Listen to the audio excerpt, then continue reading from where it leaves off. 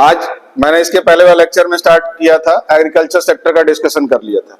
अब हम आज स्टार्ट करेंगे क्योंकि at the eve of independence में दूसरा पॉइंट जो था, एग्रीकल्चर सेक्टर में क्या रोल था ब्रिटिशरों का। ब्रिटिशरों ने अपने एग्रीकल्चर सेक्टर में अपनी इकोनॉमी को बढ़ाने के लिए हमारी जो रिसोर्सेज थे उसका कैसे उन्होंने एक्सप्लॉइट किया। अब इसी तरह अगर हम इंडस्ट्री सेक्टर की बात करें तो इंडस्ट्री सेक्टर उस समय हमारी क्या थी। इंडस्ट्री सेक्टर हमारी हैंडीक्राफ्ट इंडस्ट्रीज थी, जिसको हम इंडिया में इसको हैंडीक्राफ्ट इंडस्ट्रीज के नाम से जानते थे। और इंडस्ट्रीज क्या होती है, इंडस्ट्रीज से ही इंडस्ट्रियलाइजेशन होता है। जैसे कई जो फैक्ट्रियां होंगी, जैसे ये फैक्ट्री है, ये फैक्ट्री है, ये फैक्ट्री है, तो ये कई फैक्ट्री को हम क्या कहते हैं, इंडस्ट्रियलाइजेशन कहते हैं। तो हमारी कंट्री में इंडस्ट्रीज के नाम पे जो था वो हैंडीक्राफ्ट था, जो लोग अपने हाथ से चीजें बनाते थे। But after the inversion of britisher, लेकिन जब ब्रिटिशरों का जब इन्वेशन जब हुआ, इनका जब आगमन हुआ, तब इंडस्ट्रियल सेक्टर जो था वो हमारे वेंट इनटू, वो बड़े पुअर कंडीशन में ला दिए। वो हमारे इंडस्ट्री सेक्टर को डिस्ट्रॉय कर दिए, जिसको हम कहते हैं री इंडस्ट्रियलाइजेशन। अगर इकोनॉमी की भाषा में कहे, उन्होंने पूरी तरह से समाप्त कर दिया डिक्लाइन ऑफ हैंडीक्राफ्ट इंडस्ट्री। उन्होंने हैंडीक्राफ्ट इंडस्ट्री को पूरी तरह से समाप्त कर दिया, डिक्लाइन कर दिया। तो इसको हम इकोनॉमिकली लैंग्वेज में हम ऐसे डिक्लाइन वर्ड को हम डी इंडस्ट्रियलाइजेशन कहते हैं। इंडस्ट्रियलाइजेशन का मतलब होता है कि औद्योगिकीकरण, और जब उसका डी लगा देंगे तो क्या होगा, वो उसका सारा चीजें समाप्त कर दिया। तो अंग्रेजों के आने के बाद अंग्रेजों ने हमारी जो हैंडीक्राफ्ट इंडस्ट्रीज थी उन्होंने पूरी तरह से उसको समाप्त कर दिया, तो डी इंडस्ट्रियलाइजेशन हो गया। और British government systematically destroy Indian handicraft, systematic रूप से उन्होंने पूरी तरह से हमारी हैंडीक्राफ्ट इंडस्ट्रीज को डिस्ट्रॉय कर दिया। अब इसके पीछे अगर हम कहें कि प्राइमरी मोटिव क्या था अंग्रेजों का, ब्रिटिशरों का, तो ब्रिटिशरों का मेन मोटिव था बिहाइंड डी इंडस्ट्रियलाइजेशन। इसके पीछे उनकी दो पॉलिसी थी, जिसको हम कहते हैं to fold policy.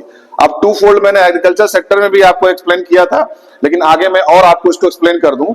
To fold किसको कहते हैं, टू फोल्ड स्ट्रेटेजी किसको कहते हैं। ये देखिए, ये इंडिया का नक्शा है और ये मान लीजिए ब्रिटेन है। हम नेचुरल रिसोर्सेज में काफी सक्षम थे। अंग्रेजों, मैंने अब एग्रीकल्चर सेक्टर में क्या बताया कि अंग्रेजों ने क्या, ब्रिटिशों ने क्या किया, हमारी रिसोर्स को, हमारे पास दो तरह के रिसोर्स थे, एक नेचुरल रिसोर्स था और एक ह्यूमन रिसोर्स था। यही दोनों रिसोर्सेज का उन्होंने एक्सप्लॉइट किया, जिसको हम यहाँ पे एक्सप्लॉइट का मतलब कि आवश्यकता से अधिक जब हम यूज करेंगे तो उसको एक्सप्लॉइटेड कहते हैं। तो उन्होंने यहाँ पे इन रिसोर्सेज को पूरी तरह से यूटिलाइज किया, पूरी तरह से एक्सप्लॉइट किया। तो हमारे इंडिया में जो नेचुरल रिसोर्सेज थे, तो ये ब्रिटिशर ने क्या किया, एज ए रॉ मटेरियल ये अपने कंट्री में ले गए और यहाँ पे उन्होंने अपनी मशीन में डालकर इसकी फिनिश्ड गुड बनाया। और फिनिश्ड गुड बनाने के बाद जब ये रॉ मटेरियल हमारे यहाँ से जाएगा तो क्या होगा, इसको हम क्या कहेंगे, एक्सपोर्ट कहेंगे। और जब फिनिश्ड गुड बन के हमारे कंट्री में आएगा तो इसको क्या कहेंगे, इसको हम इंपोर्ट कहेंगे। तो फिनिश्ड गुड जब हमारे कंट्री में आया और इसको इन्होंने हमारी कंट्री को हाई रेट में, यानी कि मार्केट किसका बनाया, मार्केट इंडिया को बनाया। रॉ मटेरियल हमारे यहां से अपनी कंट्री में ले गए, उसको फाइनली गुड्स बनाकर अपनी मशीन में बनाकर और उसको फिर इंपोर्ट किए हमारी कंट्री को, क्योंकि मार्केट हमारी कंट्री में थी और हमारी कंट्री में वो हायर रेट पे हमारी चीजों को बेचते थे। तो ऐसी पॉलिसी को, जिसमें रॉ मटेरियल एक्सपोर्ट के रूप में और फिनिश्ड गुड इंपोर्ट के रूप में जो अंग्रेजों ने जो चाल चली, इसको हम कहते हैं टू फोल्ड स्ट्रेटेजी। इसी को टू फोल्ड स्ट्रेटेजी कहा है। और हमारी हैंडीक्राफ्ट इंडस्ट्रीज को डिस्ट्रॉय करने के पीछे उनका यही मकसद था, यही उनका मोटिव था कि हमारी हैंडीक्राफ्ट इंडस्ट्री पूरी तरह से तबाह हो जाए, समाप्त हो गई। और उन्होंने हमारे यहाँ से रॉ मटेरियल लेकर अपने यहाँ फिनिश्ड गुड बनाकर और हमारे मार्केट में हायर रेट पे उसको बेचने के लिए, यही उनका मेन मोटिव था।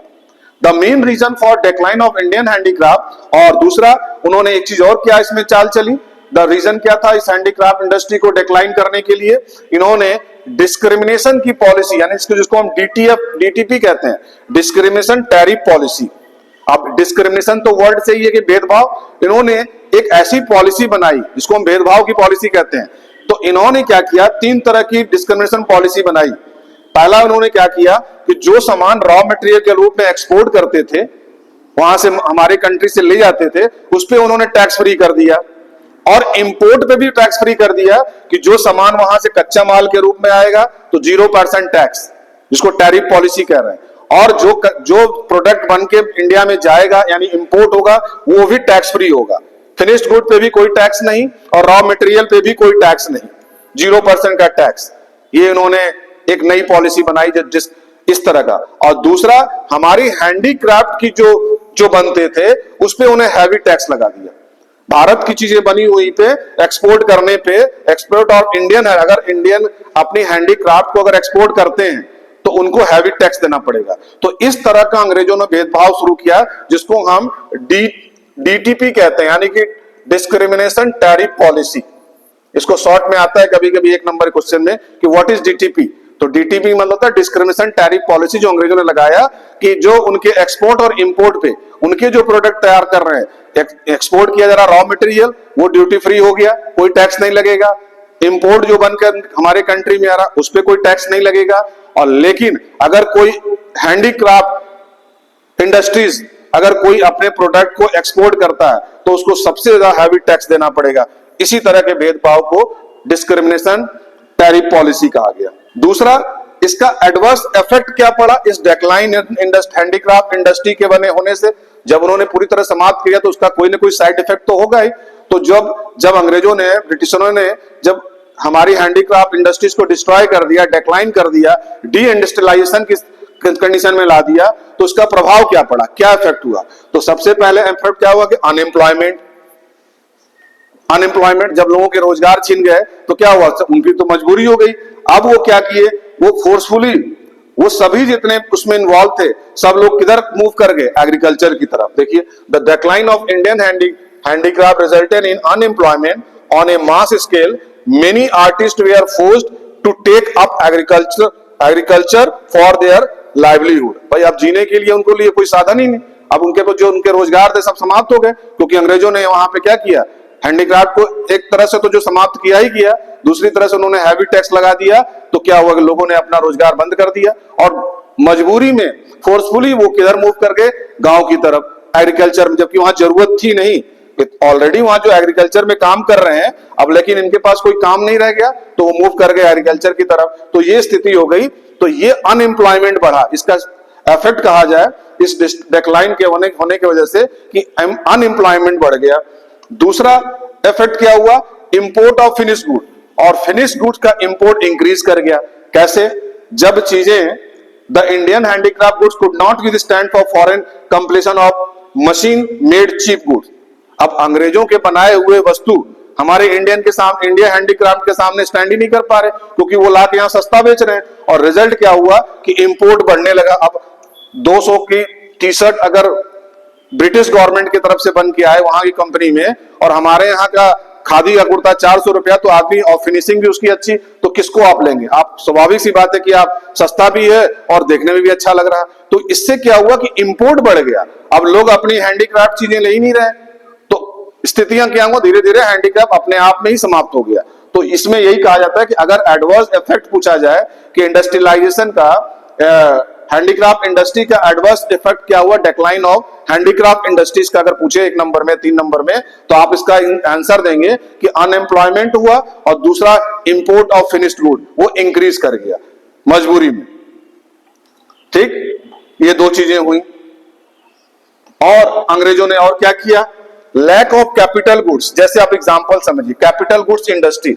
अब कैपिटल गुड इंडस्ट्रीज क्या है, गुड्स तो समझ में आता है, गुड इंडस्ट्री समझ में आता है जिसमें गुड्स बनते हैं, लेकिन कैपिटल गुड्स इंडस्ट्रीज क्या है। अब मान लीजिए कोई जूस की मशीन है, तो उस मशीन का मतलब क्या, डेफिनेशन क्या है कि मशीन हमारा काम आसान कर देती है। अब अगर जूस वाली मशीन है तो एक बार में क्या 4 गिलास या 5 गिलास जूस बनाएगी। टोस्टर कोई है तो वो तुरंत इलेक्ट्रिक ऑन किया आपने, तुरंत टोस्टर बना के वाला उसकी स्पीड बढ़ जाएगी, ज्यादा से ज्यादा बना के देगी। तो मशीन का काम है कि किसी भी काम को ज्यादा करना और आसानी से करना। लेकिन जो मशीन आपकी जूस वाली है, या जो आपका टोस्टर है, या जो भी मशीन है, वॉशिंग मशीन है, इसको बनाने का काम भी तो कोई मशीन करती होगी, कोई इंडस्ट्रीज करती होगी। तो उस इंडस्ट्रीज को हम ऐसे, जो मशीन को बनाने का काम जो इंडस्ट्रीज करती है, उसको हम कहते हैं कैपिटल गुड्स इंडस्ट्री। अब यहां कहेंगे कि सर ये कैपिटल गुड्स इंडस्ट्रीज का क्या रोल है, इससे क्या रिलेशन है।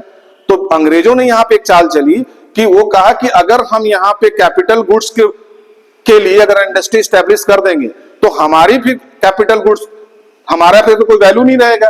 तो मशीन को बनाने वाली मशीन को ही हम कैपिटल गुड्स कहते हैं। तो इन्होंने क्या किया कि क्लॉथ बनाने के लिए मशीन बनाई, फूड बनाने के लिए मशीन बनाई, लेकिन इस मशीन को बनाने के लिए जो इक्विपमेंट्स थे उसको हम कहते हैं कैपिटल गुड इंडस्ट्रीज। ये बात समझ में आई? तो इन्होंने इस चीज की कमी रखी यहाँ पे, lack of capital good industry, जिससे कि उनकी वैल्यू बढ़े, उनकी इंडस्ट्रीज बढ़े, ना कि इंडियन इंडस्ट्रीज बढ़े। तो ब्रिटिशर ने कभी भी कैपिटल गुड इंडस्ट्री को आगे बढ़ने नहीं दिया। यहाँ कैपिटल गुड मशीन को बनाने वाली फैक्ट्री की एस्टेब्लिशमेंट ही नहीं करने दिया। केवल उन्होंने दो ही चीज में इसमें किया। एक, उन्होंने इंडस्ट्रीज की क्या किया, capital good industry refer to those industries which can produce machine tools which are turn used for producing article of consumption. केवल उन्होंने कंजम्पशन के रूप में उस मशीन को प्रमोट किया, अदरवाइज कैपिटल गुड्स को नहीं। तो during British rule there was hardly any capital good industry to promote further industrialisation of India. Bharat की जो इंडस्ट्रियलाइजेशन थी उसको आगे बढ़ने के लिए उन्होंने ऐसा कोई भी आगे इनिशिएटिव नहीं लिया। British did not pay attention on capital good industry because they want industries to be dependent on them. इन्होंने ऐसा कोई इंसेंटिव नहीं लिया, इनिशिएटिव नहीं लिया कि जिसके वजह से मतलब इंडियन जो टोटली उनकी इंडस्ट्रीज पे डिपेंड करें, ना कि अपने आप में सेल्फ डिपेंडेंट बन जाए। ये उनका मकसद था। तो इस पॉइंट को हम कहते हैं lack of capital good industry. ये अंग्रेजों ने इंडस्ट्रियलाइजेशन के में जब भारत में इंडस्ट्री सेक्टर के पढ़ेंगे तो उन्होंने ये भी एक चाल चली कि हमारे यहाँ कैपिटल गुड्स इंडस्ट्रीज की लगने नहीं दिया। अगर ऐसा हो जाता तो उनकी, क्योंकि वो चाहते थे कि इंडियन टोटली तरफ से उनकी मशीन पे डिपेंडेंट हो, ना कि वो सेल्फ डिपेंडेंट हो पाए। और जब सब चीज चल रहा तो अभी आप आगे माइक्रो में पढ़ेंगे जीडीपी, जिसको हम कहते हैं ग्रॉस डोमेस्टिक प्रोडक्ट, इसमें भी बहुत काफी कंट्रीब्यूशन कम रहा। जैसे अगर आप इसको ऐसे समझिए कि अगर पिज्जा है और पिज्जे में टोमेटो का बहुत कम क्वांटिटी में टोमेटो का इसमें इन्वॉल्वेशन है, पिज्जा तो में और भी चीजें होती हैं, तो यही कंट्रीब्यूशन हमारे इंडियन इकोनॉमी की थी, यानी कि low contribution to GDP. Gross domestic product जो था न के बराबर था या बहुत कम जिसको कहा जाए। तो ये भी एक आप इंडस्ट्री सेक्टर में लिखेंगे। पांचवा जो था पब्लिक सेक्टर भी बड़ा लिमिटेड था, limited role of public sector. अब पब्लिक सेक्टर कौन कौन से होते हैं? रेलवे है, पावर जनरेशन है, कम्युनिकेशन है, पोर्ट है। ये सारी चीजें भी केवल मैंने बताया कि वो आप अपने काम के लिए वो केवल यूज किए। रेलवे का भी कुछ अपने ही काम के लिए रेलवे का यूज किया। पावर जनरेशन यानी कि बिजली के लिए भी अपने ही चीजों के लिए केवल प्रमोट किया। कम्युनिकेशन, टेलीफोन और ये सब चीजें आम पब्लिक के लिए नहीं, इन्होंने अपने लिए डेवलप किया। और पोर्ट, अगर जो बंदरगाह से सामान आता था पानी जहाज से, तो भी केवल अपने लिए उन्होंने इम्प्रूव और मतलब इसको इंक्रीज किया। तो इसमें इसलिए कहा जाता है कि पब्लिक सेक्टर भी जो था बड़ा लिमिटेड था। तो ये कंडीशंस थी हमारे at the time of eve of independence. अब इसको शॉर्ट में अगर लर्न करने की बात करें कि अगर इंडस्ट्री सेक्टर में हमारी हैंडीक्राफ्ट के डेक्लाइन होने के रीजन क्या थे, तो 5 रीजन आप इसको शॉर्ट में जैसे लर्न कर सकते हैं। जैसे पहले डी का मतलब डी इंडस्ट्रियलाइजेशन, और उसके पीछे क्या स्ट्रेटेजी थी? टू फोल्ड स्ट्रेटेजी थी। टू फोल्ड स्ट्रेटेजी का मतलब कि कच्चा माल वहां हमारे यहाँ से एक्सपोर्ट करते थे और फिनिश्ड गुड्स को हमारे यहाँ ही लाके मार्केट में उसको महंगे दाम पे बेचते थे। और इसी में इनकी क्या एक पॉलिसी थी? Discrimination tariff policy. इन्होंने डिस्क्रिमिनेशन टैरिफ पॉलिसी कि एक्सपोर्ट और इंपोर्ट पे अपनी चीजों पे उन्होंने फ्री कर दिया, और हमारे जो हैंडीक्राफ्ट इंडस्ट्रीज थी उस पे उन्हें हैवी टैक्स लगा दिया। तो इसको डीटीपी कहते हैं। तो पहला हैंडीक्राफ्ट डिक्लाइन होने का ये रीजन रहा। दूसरा आप लर्न करेंगे एडवर्स इफेक्ट क्या पड़ा हमारे डिक्लाइन इंडस्ट्रीज का। एडवर्स इफेक्ट पड़ा, अनएम्प्लॉयमेंट हुआ और इंपोर्ट हमारा बढ़ गया, ये दूसरा इफेक्ट पड़ा। तीसरा कैपिटल गुड्स को, इंडस्ट्रीज को उन्होंने आगे तक प्रमोट नहीं किया। चौथा जीडीपी जो है हमारी बहुत कम रही। और पांचवा पब्लिक सेक्टर का रोल भी बहुत लिमिटेड था, रेलवे में, कम्युनिकेशन में, पावर जनरेशन में, और दूसरा आपका पोर्ट में। ये सारी चीजों का कंट्रीब्यूशन। ये 4 अगर आपको लिखने का क्वेश्चन आए, चाहे 1 नंबर में आए, जैसा आएगा, अगर 2 नंबर में आएगा तो केवल आप ऐसे ही नाम लिख देंगे, लेकिन अगर उसको 5 नंबर में या 4 नंबर में एक्सप्लेन करके कहेगा तो हैंडीक्राफ्ट का डी इंडस्ट्रियलाइज होने के 4 रीजन थे। पहला डी इंडस्ट्रियलाइजेशन के टू फोल्ड स्ट्रेटेजी, डीटीपी यानी कि डिस्क्रिमिनेशन टैरिफ पॉलिसी। दूसरा एडवर्स इफेक्ट था, उसका एडवर्स इफेक्ट क्या हुआ कि अनएम्प्लॉयमेंट और इंपोर्ट बढ़ गया। तीसरा जो था कैपिटल गुड्स इंडस्ट्रीज को वहां स्टैब्लिश नहीं होने दिए। चौथा जीडीपी बहुत लो था, पांचवा जो है पब्लिक सेक्टर बहुत ही लिमिटेड था। तो these are the main answer of the decline of the handicraft industry. इसमें इंपॉर्टेंट पॉइंट्स एक चीज ध्यान देना है, इन्होंने जो इंडस्ट्रीज को प्रमोट भी किया जो, तो देखिए during the second half of the 19th century, 19वीं सदी के दूसरी सेकेंड हाफ में इंडिया को उन्होंने क्या किया, कन्फाइंड मतलब लिमिटेड रिस्ट्रिक्शन लगा दिया, लिमिटेड, और क्या कहा, कॉटन टेक्सटाइल और जूट टेक्सटाइल को ही केवल उन्होंने आगे किया, लिमिटेड कर दिया, मीनिंग लिमिटेड, रिस्ट्रिक्टेड कर दिया। और कहां पे लगेगा ये भी डिसाइड कर दिया, हर जगह नहीं लगेगा कि कॉटन टेक्सटाइल कहां लगेगा और जूट टेक्सटाइल कहां लगेगा। तो उन्होंने लोकेटेड एरिया डिसाइड कर दिया कि western part of the country, यानी कि महाराष्ट्र और गुजरात में, महाराष्ट्र और गुजरात हमारा क्या है, भारत का हमारा पश्चिमी भाग है, तो वेस्टर्न पार्ट है, तो वहां पे ही कहा कि यहाँ पे केवल आप कॉटन की खेती करेंगे, और जो मेनली जो आपके वो जूट था उन्होंने dominated mainly by the foreigner were concentrated in Bengal, और बंगाल वाला एरिया में कहा कि उन्होंने वहां पे जूट की टेक्सटाइल लगा दिया। तो ये दो चीज उन्होंने लिमिटेड कर दिया भारत में। तो ये पॉइंट है, आपको ध्यान रखना होगा कि जो हमारी टेक्सटाइल भी लगी तो उनके अकॉर्डिंग हुआ कि कहां लगेगा, एक उन्होंने पश्चिमी भाग डिसाइड कर दिया, एक पूर्वी भाग कर दिया, वेस्ट बंगाल आपका जूट का होगा, और कॉटन टेक्सटाइल जो है महाराष्ट्र और गुजरात में टेक्सटाइल उन्होंने वहां लगा दिया। वहीं पे 1907 में टिस्को कंपनी इंडस्ट्रीज की स्थापना की गई, ये कभी एक नंबर पे पूछा जाता है। जमशेदपुर नाम का आता है, जो झारखंड, पहले बिहार में था अब झारखंड में है। तो 1907 में यहाँ पे टिस्को नाम की एक इंडस्ट्रीज की एस्टेब्लिशमेंट किया गया, ये कभी कभी आ जाता है। तीसरा, फॉरेन ट्रेड। अब फॉरेन ट्रेड हमारा कैसा था, व्यापार जो था, तो exporter of raw material and importer of finished good. हमारा व्यापार कैसा था, रॉ मटेरियल को एक्सपोर्ट करते थे और फिनिश्ड गुड को हम इंपोर्ट करते थे। India become an exporter of product, like India कैसा एक्सपोर्टर बन गई, रॉ मटेरियल के रूप में, जैसे cotton, wool, sugar, jute etcetera, these are the raw material, और इंडिया क्या करती थी, इसको एक्सपोर्ट करने लगी। और इंपोर्टर जब वहां से फिनिश्ड गुड आता था तो कॉटन की cloth, woollen cloth, capital goods, सब चीज वहीं से आने लगे, कैपिटल गुड्स भी आने लगे, वहां पे मशीन भी वहीं से आ रहा, कपड़े भी बन के फिनिश वहीं से आ रहे हैं, चाहे वुलन का कपड़ा हो चाहे कॉटन का कपड़ा हो। तो ये सारा सामान हम इंपोर्ट करने लगे और रॉ मटेरियल हम एक्सपोर्ट करने। तो ये हमारा ट्रेंड था, फॉरेन ट्रेड जो कहा गया, व्यापार करने का, कि हम as a raw material export कर रहे हैं और हम एज ए फिनिश्ड गुड को हम इंपोर्ट कर रहे हैं। ये हमारा फॉरेन ट्रेड का स्थिति थी। मोनोपोली, अब जैसे सरकार की मोनोपोली थी, ब्रिटिशरों की क्या मोनोपोली थी, more than 50% of India foreign trade was restricted. 50% उन्होंने क्या कर दिया, मोनोपोली बना लिया कि आप ब्रिटेन से ही व्यापार करेंगे, और बाकी जो 50% बचा उसमें उन्होंने थोड़ा सा अलाउ कर दिया कि आप चाइना से व्यापार कर सकते हैं, श्रीलंका से कर सकते हैं और ईरान से कर सकते हैं, इसके अलावा आप और किसी से व्यापार नहीं कर सकते।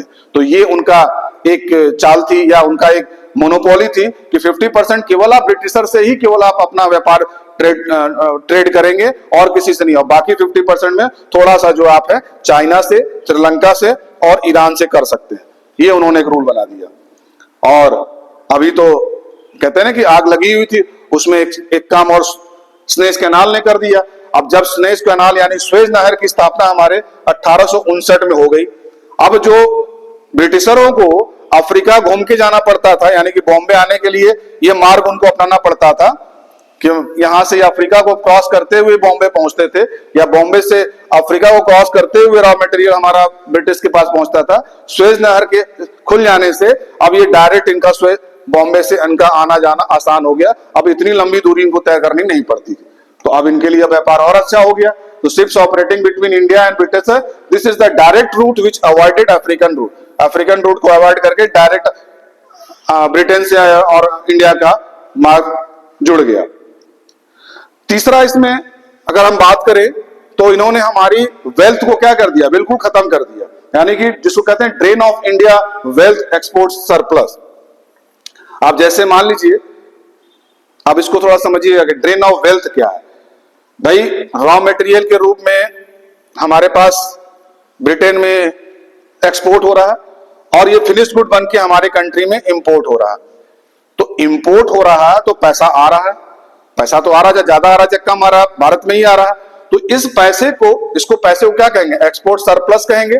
यानी कि जब हम एक्सपोर्ट करने लगे तो पैसा भी तो आने लगा ब्रिटिश से, एक्सपोर्ट सरप्लस को ब्रिटिशर ने अब उसको कहां यूज किया, वो इंडिया के इकोनॉमी में इंडियन के लिए नहीं यूज किया, उस वेल्थ को, उस पैसे को उन्होंने क्या कहा, उन्होंने अपने लिए यूज किया। ये जो सरप्लस एक्सपोर्ट था, there was huge export surplus due to excess export.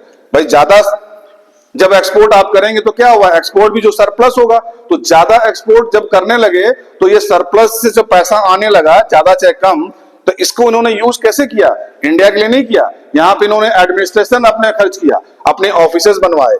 देखिए, to make payment for expenses incurred by an office setup of colonial government. Colonial government ने अपने लिए ऑफिस सेटअप किया, अंग्रेजों ने बनाया, जिसको अगर हम कहा जाए तो एडमिनिस्ट्रेटिव एक्सपेंसेस भी कहते हैं। दूसरा उन्होंने क्या किया, अब जो पैसा रहा तो उसको उन्होंने वॉर के लिए एक्सपेंसेस कर दिया, आर्मी के लिए, उनके लिए हथियार, उनके लिए बम, उनके लिए गोला, कि लड़ाई होगी तो ये सब चीजें हमें जरूरत पड़ेगी, तो उस पैसों का उन्होंने इस पे खर्च किया। और तीसरा जो बचा तो सर्विस सेक्टर में यूज किया अपने लिए, to import services for personal use, जिसको हम कहते हैं इनविजिबल। मैंने अभी कहा था इनविजिबल, जो गुड्स होता है वो विजिबल होता है और जो सर्विस होता है वो इनविजिबल होता है, जिसको देखा नहीं जा सकता है, छुआ नहीं जा सकता है, लेकिन गुड्स को हम देख सकते हैं और छू सकते हैं, तो वो इसलिए विजिबल है, और जो सर्विस है वो केवल वो इनविजिबल है।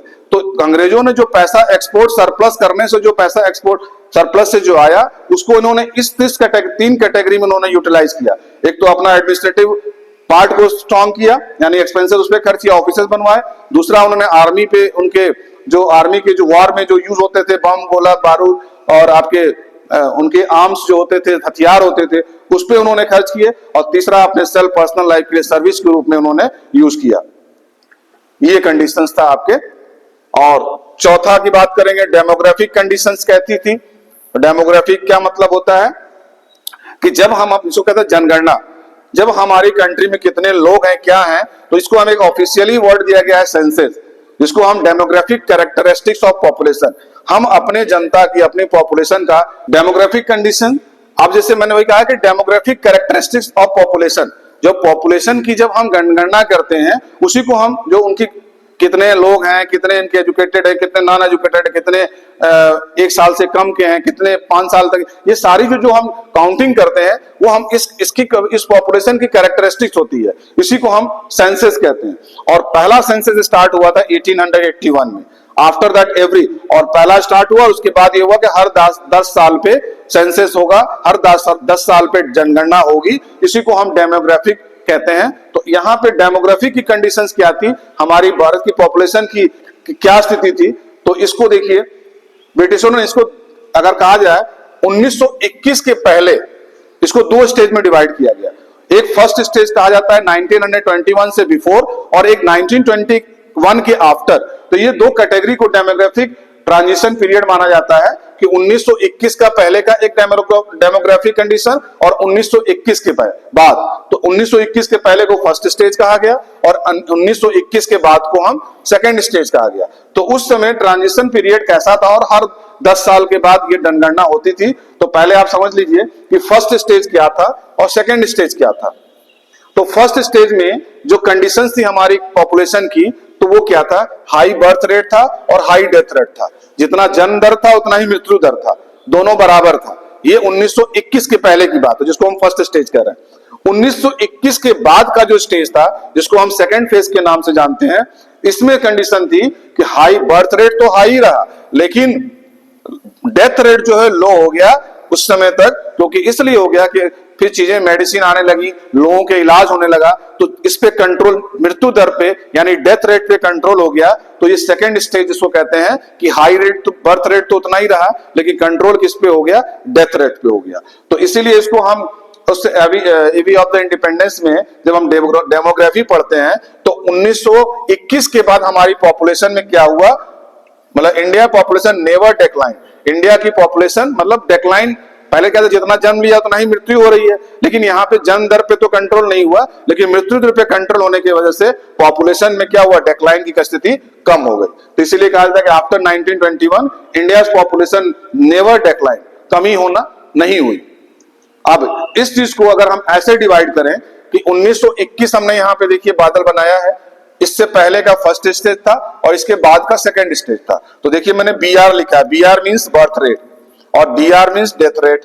तो देखिए फर्स्ट बिफोर 1921 बर्थ रेट भी ज्यादा है और डेथ रेट भी ज्यादा, एरो मैंने ऊपर की तरफ किया है, बर्थ रेट और डेथ रेट। लेकिन सेकेंड स्टेज में आफ्टर 1921 बर्थ रेट तो हमारा एज इट इज रहा, लेकिन डेथ रेट हमारा डाउन हो गया, डेक्लाइन हो गया। तो ये जो ईयर 1921 को कभी कभी पूछ देता है कि ये कैसा ईयर था, तो इसको हम लोग ईयर ऑफ ग्रेट डिवाइन कहते हैं। Year of great divine, year of great divine के नाम से जानते हैं। ये कभी कभी एक नंबर में ये क्वेश्चंस कि ईयर ऑफ डिवाइन किसको कहा गया, तो 1921। और क्यों कहा गया, तो 1921 का पहले का फर्स्ट स्टेज और 1921 के बाद का स्टेज को ही दो कैटेगरी दिया गया कि बर्थ रेट और डेथ रेट जो था 1921 के पैसे क्या स्थिति थी, और 1921 के बाद हमारी पॉपुलेशन की डिक्लाइन हुई क्योंकि उसमें डेथ रेट कंट्रोल हो गया, डेथ रेट कम हो गया। Demographic condition can be described and below, और इसी को अलग से डिस्क्राइब नीचे किया है कि high birth rate and death rate.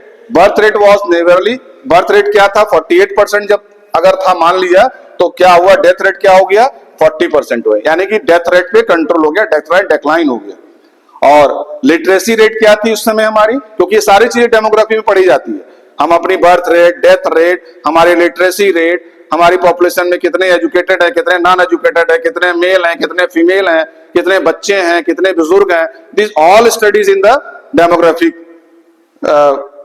Study में। तो इसमें हमारी जो लिटरेसी थी वेरी लो थी, टोटल लिटरेसी रेट हमारी 16% थी अप्रोक्सीमेट, और फीमेल की जो लिटरेसी तो बिल्कुल दयनीय स्थिति थी, 7% थी। तो ये कंडीशन उस समय थी हमारी at the eve of the independence. अंग्रेज जब हमारे आए तो उस समय हमारी कंडीशन ये की है। पुअर हेल्थ फैसिलिटी, हेल्थ के नाम पे कोई भी आज के डेट में देखिए कितनी इंप्रूवमेंट हो गया, इतनी दवाइयां आ गई, इतने रिसर्च हो गए, इतने सुविधाएं हो गई कि कोई बीमारी को अब ठीक किया जा सकता है। तो उस समय पुअर हेल्थ फैसिलिटी थी, पानी से बीमारी होती थी, water, airborne disease were wide spread, बहुत तेजी से बढ़ रहे थे।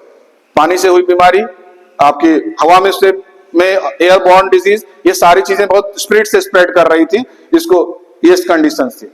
और हाई इन्फेंट मोर्टेलिटी रेट जिसको कहते हैं, जो जन्म बच्चे जो 1 साल से कम उम्र के जो बच्चों की डेथ हो जाती थी, तो अराउंड 218 पर 1000, मतलब 1000 पे 218 बच्चों की हाई इन्फेंट मोर्टेलिटी रेट थी, जिसको नवजात बच्चे कहते हैं। Infant mortality rate means number of infant dying before reaching 1 year, 1 साल पूरा होने से पहले ही इनकी मृत्यु हो जाती थी।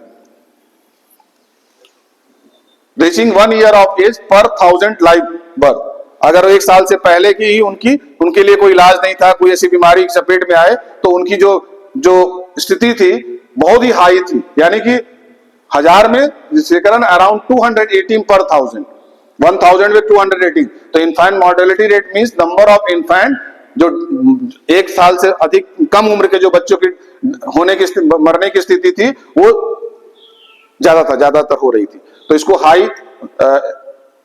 इन्फेंट मोर्टेलिटी रेट कहते हैं।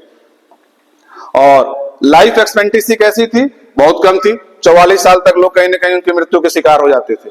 तो हाई आपकी लाइफ एक्सपेक्टेंसी थी। आज हमारी लाइफ एक्सपेक्टेंसी 65 से 70 है, इसके बीच में जो हुआ था स्थिति तो काफी 100 ईयर्स के लोग जीते थे। और extensive poverty privilege in India during colonial period, और हमारी जो गरीबी थी, पॉवर्टी थी, वो क्या थी, बिल्कुल एक्सटेंसिव थी। तो कंडीशंस हमारे उस समय क्या ये था। अब 5वां नाम आता है ऑक्यूपेशनल स्ट्रक्चर क्या था, हमारा काम क्या करते थे उस समय। तो अगर हम ऑक्यूपेशनल का मतलब होता है कामकाज, अगर ऑक्यूपेशनल की बात करेंगे तो occupational structure refer to distribution of working. अब हम अपने काम को 3 कैटेगरी में बांटते, सभी लोग एग्रीकल्चर में तो थे नहीं, तो उसको जब वर्किंग पर्सन को 3 कैटेगरी में बांटा जाए, प्राइमरी, सेकेंडरी और टेरिटरी, ये 3 सेक्टर को डिवाइड किया गया। आप इसको समझिए, प्राइमरी सेक्टर जो था इसमें प्रोडक्शन कैसा होता था, इसमें फॉर्म एक्सप्लॉइट होती थी, production form exploiting natural resources. Production जो प्राइमरी में होता था कि नेचुरल रिसोर्सेज को हम क्या करते, एक्सप्लॉइट करते थे, यूज करते थे। उसमें अगर हम एग्जांपल में कहें तो प्राइमरी सेक्टर में फार्मिंग आएगा, फिशिंग आएगा, माइनिंग आएगा, एनिमल हस्बेंड्री, लोग पशुपालन भी तो करते थे। तो ये सारी चीजें जो है हमारी प्राइमरी सेक्टर का है। तो ये जब नेचुरल रिसोर्सेज को हम एक्सप्लॉइट करेंगे, that means is a primary sector. और सेकेंडरी सेक्टर, जब हम किसी एक वस्तु से दूसरे वस्तु का क्या करेंगे, ट्रांसफॉर्मेशन करेंगे, ट्रांसफॉर्मिंग करेंगे, यानी कि एक गुड्स से दूसरे गुड्स को बना रहे हैं, जैसे रॉ मटेरियल लिया और उसे एक नया प्रोडक्ट बनाया। तो ऐसे जो चेंजेस हो रहे हैं, convert from one goods to another good, इसको हम सेकेंडरी सेक्टर कहेंगे। तो production form which are engage in transforming one good to another good, industry. तो एग्जांपल में इंडस्ट्रियलाइजेशन जो कहते हैं, ये काम कहां होता था, फैक्ट्रियों में। तीसरा, जो प्रोडक्शन एंगेज किसमें है, प्रोवाइडिंग सर्विस। अब सर्विस हम पढ़ा रहे हैं, ये क्या, मेरी सर्विस है। डॉक्टर अगर आपका इलाज कर रहा है तो क्या, सर्विस है। एडवोकेट आपकी केस लड़ रहा है तो क्या, वो सर्विस है। हेल्थ इंश्योरेंस आपको हेल्थ की पॉलिसी दे रही तो वो क्या, सर्विस है। तो ये ट्रांसपोर्टेशन क्या है, सर्विस है। तो ये सारी चीजें जो कैटेगरी जो लोग इसमें इन्वॉल्व होंगे, ये भी तो काम है। तो ये इनविजिबल है और बाकी चीजें विजिबल है। वो गुड्स विजिबल है, ये इनविजिबल है। तो सर्विस जो है इनविजिबल है। इस चीज में जो लोग इन्वॉल्व हैं, इसको हम टेरिटरी सेक्टर कहते हैं। अब बात आती है कि सर ये सारी चीजें आपने तो बताया, तो इससे क्या लेना देना है कि ये तो सर्विस हो गई, प्राइमरी सेकेंडरी टेरिटरी। तो इस चैप्टर से कहने का मतलब ये है कि उस समय at the EV of the independence, जब ब्रिटिशों का आगमन हुआ, उस समय हमारी जो इंडियन जो लोग थे, उनका इन्वॉल्वेशन कहां कहां था। तो 72% जो इंडियंस थे किसमें इन्वॉल्व थे, प्राइमरी सेक्टर में। कोई फिशिंग कर रहा, कोई फार्मिंग एग्रीकल्चर कर रहा, कोई एनिमल हस्बेंड्री में पशुपालन कर रहा। तो 75% लोग इसमें शामिल थे। 10% इंडस्ट्रियलाइजेशन में थे और 18% सर्विस सेक्टर में थे। तो ये कंडीशंस थी, कंट्रीब्यूशन था इस इन सेक्टर में, प्राइमरी सेकेंडरी और टेरिटरी में हमारे इंडियंस का। Predominance of primary occupation. अब यहां भी क्या हुआ, रीजनल वेरिएशन था, भेदभाव क्षेत्र के आधार पे। अब इंडिया है, आधा लोग सर्विस में है और आधे लोग एग्रीकल्चर में है। अब ये इनकी पूरी डिपेंडेंसी किस पे है, एग्रीकल्चर पर। देखिए, some area agricultural, the state like south का एरिया जो है, तमिलनाडु, आंध्र प्रदेश, केरला, कर्नाटका, महाराष्ट्र, वेस्ट बंगाल, ये विटनेस है decline in dependence of work plus on agriculture, क्योंकि इधर के लोग क्या थे, एग्रीकल्चर में इन्वॉल्व थे। However during the same time, उसी समय जब वो लोग खेती करते थे, जब ये लोग अदर एग्रीकल्चर को क्या हुआ, एग्रीकल्चर की कमी वहां हुई। और उस समय during the same time there had been an increase in share of workforce in agriculture in state. और उसी समय क्या हुआ, इन सबों पे भी वर्क शेयर किया जाने लगा। पंजाब में, हरियाणा में, ओडिशा में, राजस्थान में, यहां पे एग्रीकल्चर की इंक्रीज कर दिया गया। इंफ्रास्ट्रक्चर, छठा अगर बात करें तो इंफ्रास्ट्रक्चर कैसा था। इंफ्रास्ट्रक्चर का पहले मतलब समझिए कि इंफ्रास्ट्रक्चर होता क्या है। इंफ्रास्ट्रक्चर हम कहते हैं, जैसे मान लीजिए आप स्कूल में पढ़ने आ रहे हैं, तो यहाँ पे हम आपको बिल्डिंग में एक कमरा है, कमरे में पंखे लगे हुए हैं, एसी लगा हुआ है, फैन लगा हुआ है, ये पढ़ाने के लिए बोर्ड है, पेन, मेरे लिखने के लिए पेन है। दिस ऑल आर फैसिलिटीज जिसको हम यूज करके आपको ये सारी चीजें पढ़ा रहे हैं। तो ये इंफ्रास्ट्रक्चर की कैटेगरी में आता है। तो infrastructure refers to all such activities, services and facility which are needed to provide different kinds of services in an economy। जब हमारी अपनी इकोनॉमिक में हम सर्विस के द्वारा और फैसिलिटी के द्वारा जरूरत की चीजों को जब हम पूरा करते हैं, that means is a infrastructure. अब उस समय इंफ्रास्ट्रक्चर क्या था कंडीशन, पहले तो हम रोड की बात करेंगे। तो इंफ्रास्ट्रक्चर में क्या था, रोड है, हॉस्पिटल है, रेलवे है, आपका कम्युनिकेशन के लिए आपका टेलीफोन है, शिप है, ये सारी चीजें क्या है, ये सब हमारे इंफ्रास्ट्रक्चर थे। तो रोड की क्या कंडीशन थी, अब फंड तो कम था, due to scarcity of fund construction of road was not up to the mark. Fund की कमी के कारण रोड का जो कंस्ट्रक्शन था वो बहुत अप टू मार्क नहीं था। अब लेकिन कुछ रोड अंग्रेजों ने बनाए, ये इंपॉर्टेंट है। ऐसे तो स्थिति बहुत खराब थी, लेकिन कुछ अपने हित के लिए, अपने इंटरेस्ट के लिए ब्रिटिशों ने रोड पे काम किया था। वो उतना ही बनाए थे। वो किस लिए बनाए थे, उनका interest to mobilising the army, उनकी आर्मी एक जगह से दूसरे जगह जाने के लिए, और शिफ्टिंग द रॉ मटेरियल, और कच्चा माल एक जगह से दूसरे तरफ जाने के लिए उन्होंने रोड पे काम किया था, केवल अपने इंटरेस्ट के लिए। तो इसलिए कहा कि British interest mobilise the army and shifting the raw material.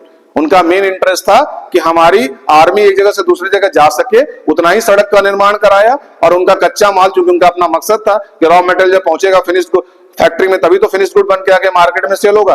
तो उसके लिए उन्होंने केवल रोड पे खर्च किया था, बाकी चीजों पे, बाकी जो चीजें थी ऑल वेदर रोड, इसको कहते हैं ऑल वेदर रोड, जो बारिश के समय पे रोड गांव में तक जाने के लिए खराब हो जाती है, टूटी फूटी हो जाती है। तो there always remain a shortage of all weather road to reach out to rural area during the rainy season.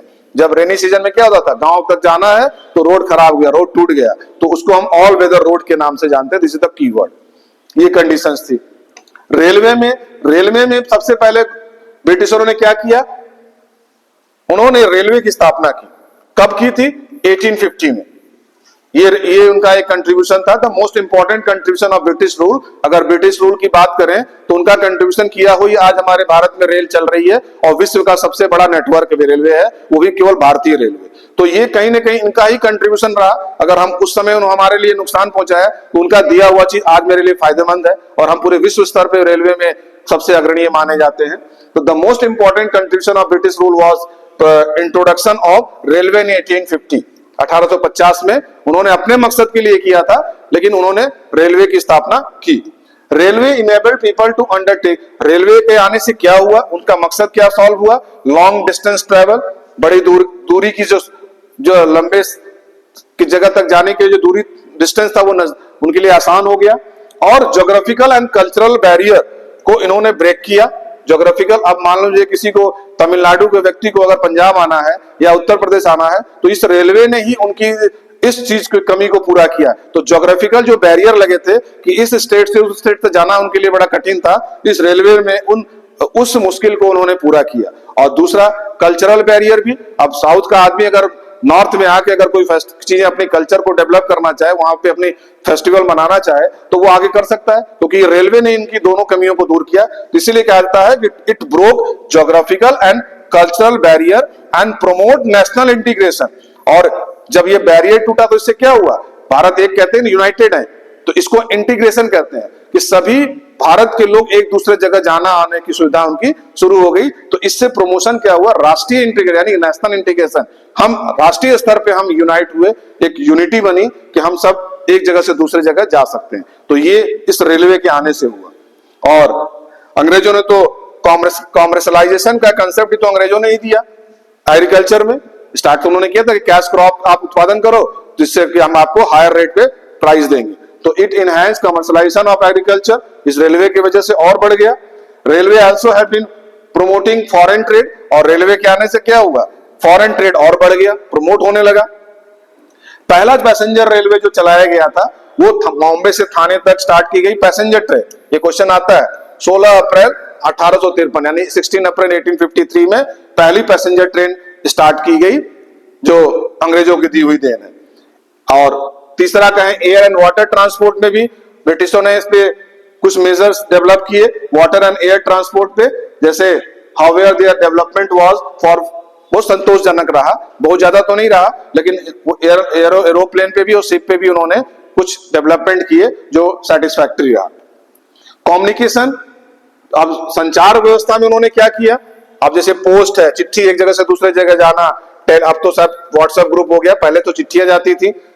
Telegraph were the most common measure of communication, ये दो ही चीज थी, एक तो टेलीग्राफ पोस्ट और दूसरा टेलीग्राफ, ये दो ही माध्यम थे अपने मैसेज को एक जगह से दूसरे जगह पहुंचाने का। तो कम्युनिकेशन का अगर एक क्वेश्चन पूछे कि टेलीग्राफ का मतलब ये कोडेड होता था, कोड वर्ड इसमें होता था, और चिट्ठी तो एक नॉर्मल जाती थी। कभी कभी ये पूछ देता है कि at the eve of the independent जो कम्युनिकेशन के दो मोड क्या थे, तो दो मोड आपकी पोस्ट था और एक टेलीग्राफ था। और एक उन्होंने इंट्रोड्यूस किया था electric telegraph. Electric telegraph introduce किया जो काफी एक्सपेंसिव होता था, लेकिन ये लोग अपने अपने लॉ एंड ऑर्डर को मेंटेन करने के लिए इस टेक्नोलॉजी को उन्होंने यूज किया था। तो in India serve the purpose of maintaining law and order, it was very expensive, कि मतलब एक जगह बैठ के अंग्रेज पूरे भारत पे नियंत्रण कर सके, कहां पे क्या हो रहा है, कहीं पे क्रांतिकारी तो दंड नहीं कर रहे हैं, कहीं भी कहां आना जाना हो रहा है, ये सारी चीजों को कंट्रोल करने के लिए उन्होंने इस इलेक्ट्रॉनिक टेलीग्राफी का प्रयोग किया था, जो काफी एक्सपेंसिव होता था, आम जनता के लिए नहीं होता था।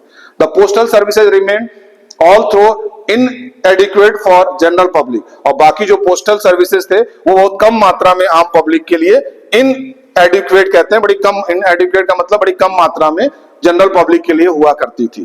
तो ये आपका चीजें हो गई। तो मैंने 6 चीजें आपकी इसमें बात की।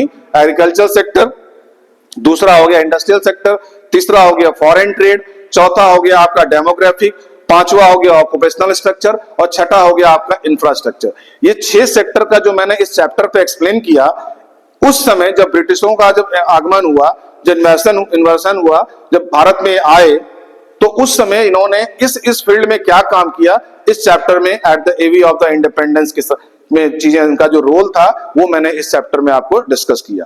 अब इसके बाद एक टॉपिक आता है इसी में कि क्या कुछ पॉजिटिव कंट्रीब्यूशन भी था ब्रिटिशरों का, तो जरूर था। क्योंकि अगर मैं कहूं कि अगर आज रेलवे है, आज विश्व में सबसे बड़ा रेलवे नेटवर्क हमारा है, तो ये किसकी देन है? ये उनकी देन है। कॉमर्शलाइजेशन का कंसेप्ट किसने दिया? अंग्रेजों ने दिया। तो ये सब उनके हुए दिए हुए चीज जो है हमारे लिए कहीं ना कहीं आज एक पॉजिटिव के रूप में हम सरवाइव कर रहे हैं, अच्छा कर रहे हैं। तो पॉजिटिव, इसी में कभी कभी क्वेश्चंस आता है कि पॉजिटिव कंट्रीब्यूशन ब्रिटिश रूल का क्या था।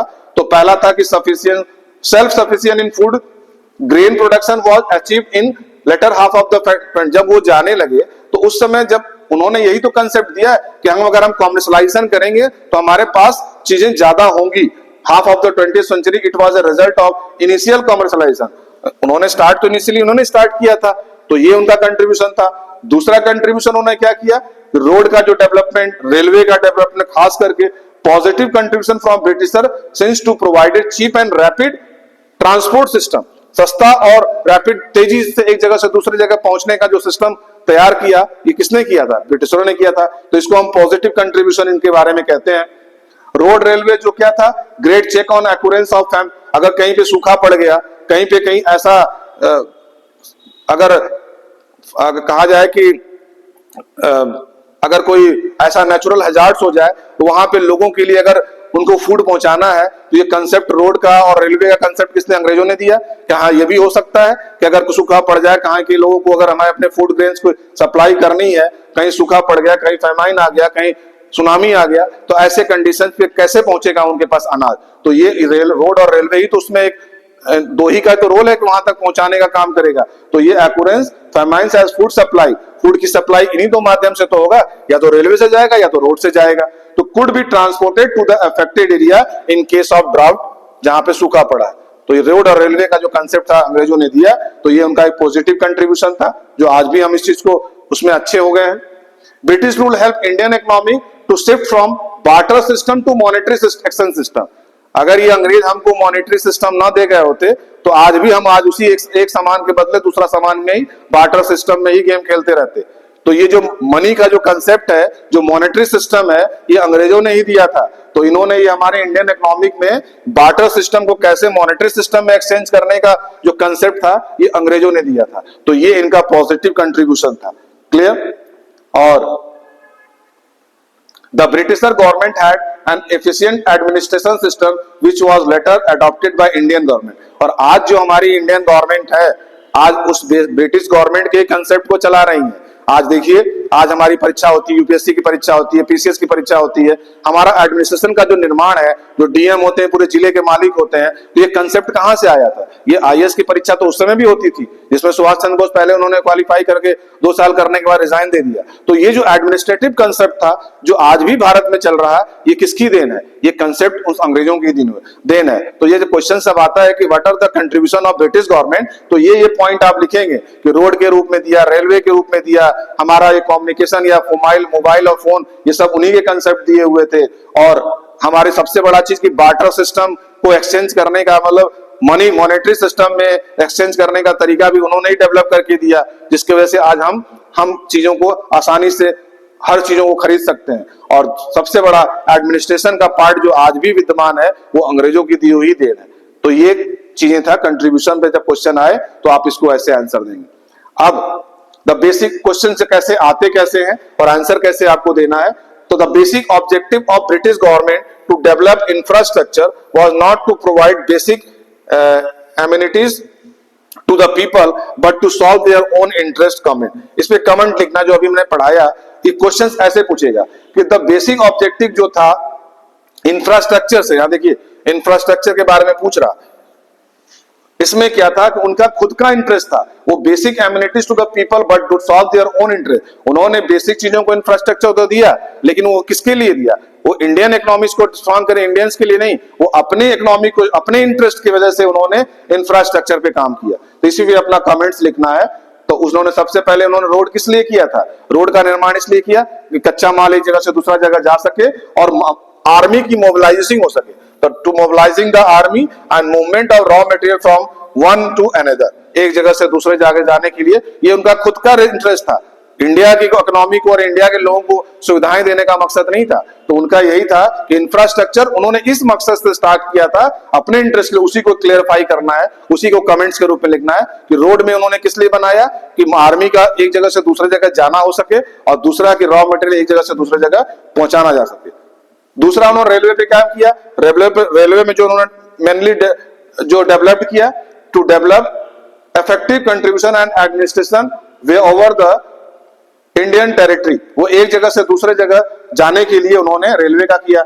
और मैक्सिमम क्या किया? To earn profit, foreign trade से अधिक लाभ कमाया सके, अधिक से अधिक फॉरेन ट्रेड किया जा सके। To earn profit through foreign trade, foreign व्यापार के माध्यम से अधिक प्रॉफिट किया जा सके। ये उनका इंफ्रास्ट्रक्चर को बनाने का मेन मकसद था। To make profitable investment of British fund in India, और उनका दूसरा क्या था कि इन्वेस्टमेंट भी ब्रिटिश के फंड को बढ़ाने के लिए इंडिया में उन्होंने इन्वेस्टमेंट किया था। तीसरा, electric telegraph was introduced as a high cost to serve the purpose of maintaining order. और उन्होंने तीसरा क्या किया था? मैंने बताया कि उन्होंने जो इलेक्ट्रिक टेलीग्राफ का यूज किया वो अपने लॉ एंड ऑर्डर को मेंटेन करने के लिए इसका इस्टेब्लिशमेंट, इन्वेस्टमेंट किया था और इस्टेब्लिश किया था हाई कॉस्ट में भी, जबकि एक्सपेंसिव ज्यादा था। उसके वो अपने मेंटेन को करने के लिए, अपने लॉ एंड ऑर्डर को मेंटेन करने के लिए इस टेक्नोलॉजी को यूज किया था। तो ये भी एक इंफ्रास्ट्रक्चर था। तो आप ये 3 पॉइंट में इसको आंसर लिखेंगे।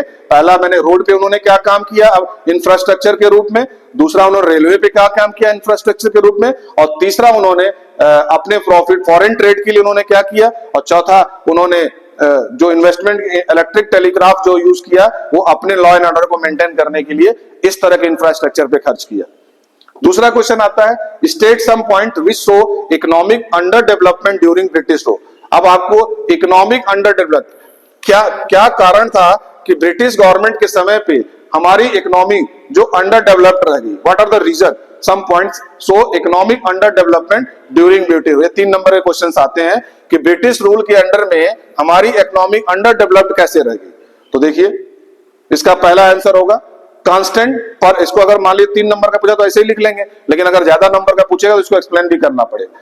Constant per capita income over a long period. मैंने कहा था ना कि नेशनल इनकम और पर कैपिटा इनकम पे कोई काम ही नहीं किसी ने किया, तो ये लंबे समय तक चलता रहा। तो इसे कह रहा है कांस्टेंट एक तरफ बना रहा। Constant per capita income over a long, लंबे समय तक प्रति व्यक्ति आय जो है एक ही तरह की बनी रही। दूसरा, अंडर डेवलपमेंट का इनडिक्वेट इंडस्ट्रियलाइजेशन। ये क्या हुआ? असामान्य रूप से इसको आगे बढ़ने नहीं दिया गया। इनसफिशिएंट इंडस्ट्रियलाइजेशन, डिक्लाइन ही कर दिया। जमींदारी सिस्टम, जमींदारी ने क्या किया कि अधिक से अधिक किसानों से टैक्स लेके अंग्रेजों को देते थे, इसकी वजह से हमारी इकोनॉमिक पिछड़ी रह गई। डिस्ट्रक्शन ऑफ इंडियन हैंडीक्राफ्ट, भारतीय जो हैंडीक्राफ्ट जो था उसको क्या डिस्ट्रॉय कर दिया, ये रीजन रहा पिछड़ा होने का। और टू अर्न प्रॉफिट थ्रू, ये आपका इसमें हो गया। और टू अर्न भी दूसरा क्या रहा? To earn profit through foreign trade. और उनका पीछा होने का कारण क्या था? इंडियन इकोनॉमी के अंडर डेवलप्ड क्यों रह गई? क्योंकि उनका मेन मकसद था फॉरेन ट्रेड की मैक्सिमम प्रॉफिट कमाना। To make profitable investment of British fund in India, उनका मेन मकसद क्या था? इन्वेस्टमेंट जो कर रहे थे वो ब्रिटिश के फंड को बढ़ाने के लिए भारत में इन्वेस्टमेंट कर रहे थे। इलेक्ट्रिक टेलीग्राफ वो लॉ एंड ऑर्डर को मेंटेन करने के लिए कर रहे थे। ये चीजें हो गई।